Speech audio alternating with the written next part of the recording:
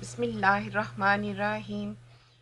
नबी करीम सल्लल्लाहु अलैहि वसल्लम जब कोई सूरत तिलावत फरमाते जिसमें सजदा होता तो वो सजदा करते, सहाबा और लोग भी सजदा करते। सजदा उस शख्स पर वाजिब है जो उस आयत को सुने, और जब सफ़र में ना हो तो सजदा किबला की तरफ मुँह करके करो, और जब सवार हो तो इस्तकबाल किबला वाजिब नहीं, जिस तरफ सवारी का रुख हो सजदा करो। नबी पाक वो सूरत पढ़ते जिसमें सजदा होता तो वो सजदा करते, और हम सहाबा भी सजदा करते, यहाँ तक कि हम लोगों को पेशानी रखने की जगह ना मिलती।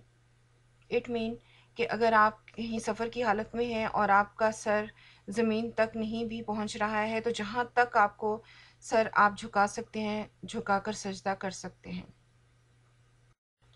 तलावत के वक्त अगर किसी मजबूरी की वजह से सजदा ना कर सको तो दूसरे वक्त भी सजदा किया जा सकता है।